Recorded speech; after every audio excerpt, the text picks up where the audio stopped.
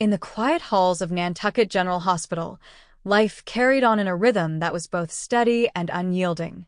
The sun filtered through the windows, casting golden hues on the polished floors.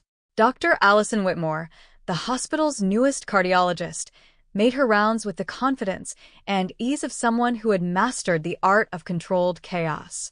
But today, something felt different. Allison had returned to Nantucket 3 months ago after spending a decade in Boston.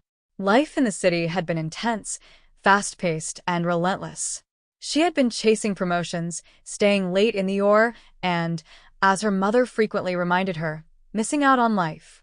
Nantucket had always been her sanctuary. Growing up, the summers were filled with family clambakes and moonlit bonfires on the beach. But that was a long time ago. Coming back had felt like admitting failure, like she was hiding from something rather than healing from it. Her first patient that morning was Mrs. Evelyn Parker, a retired teacher in her late 70s who had been in for a routine heart checkup.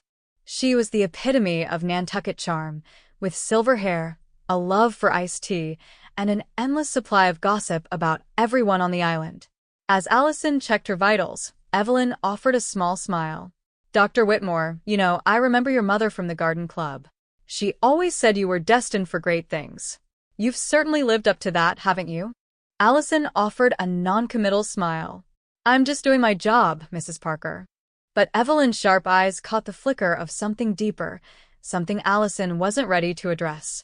The next patient was John Harper, a middle-aged fisherman with a rugged face that told stories of harsh winters and long days at sea. He had come in after suffering what appeared to be a minor heart attack, but John was stubborn.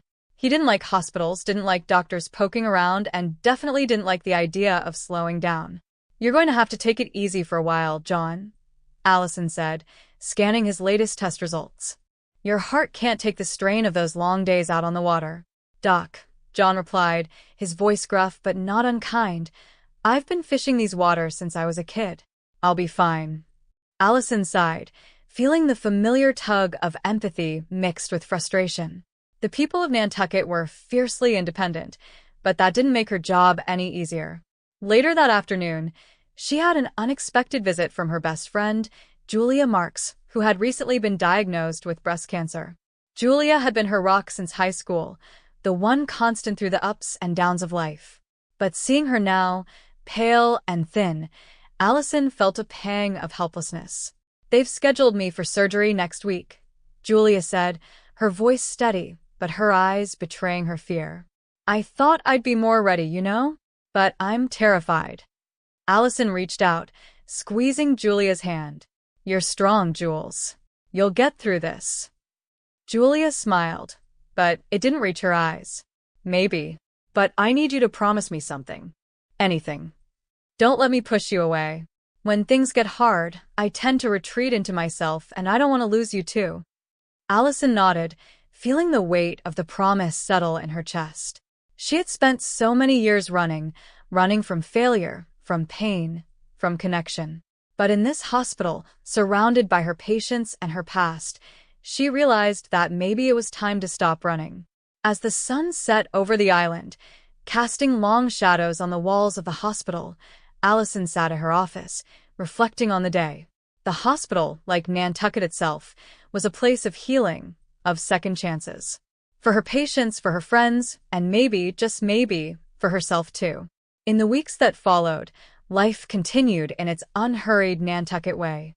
Evelyn Parker continued to charm everyone with her stories, John Harper grudgingly agreed to rest his heart, and Julia faced her surgery with quiet courage.